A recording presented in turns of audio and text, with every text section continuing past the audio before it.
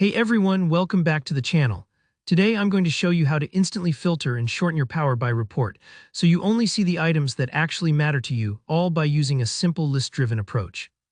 By the end of this tutorial, you'll know exactly how to put a dynamic, user-friendly filter on your reports, making them cleaner, easier to read, and much more insightful. So let's dive right in.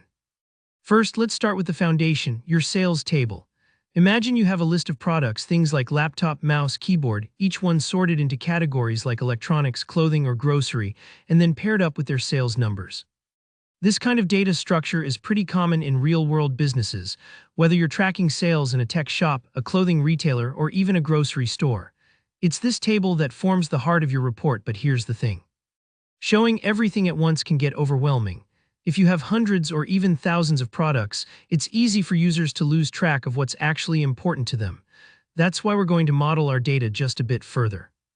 The next step is to add a new table specifically for filtering. Let's call this our category filter table. You can do this right in the modeling view of Power BI.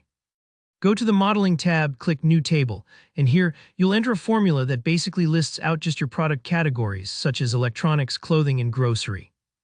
This table won't be tied directly to any other table with a relationship. Instead, it acts as a standalone or disconnected table, sitting off to the side, ready to act as a smart filter for your report. Now here where a lot of folks get tripped up, but don't worry, we're going to add a measure and it's simpler than it sounds. Go to the sales table in your fields pane, right-click and select New Measure. The measure's formula is what connects the dots. It checks the category each product belongs to and only includes those that you select in your category filter slicer. Think of it like a smart doorman, only letting in the guests you actually want to see in your report. This measure is really the magic ingredient. It means that instead of filtering at the data source level, you're letting your users decide what's relevant, right on the report page with zero extra clutter. We're almost done. Now let's make this practical and interactive.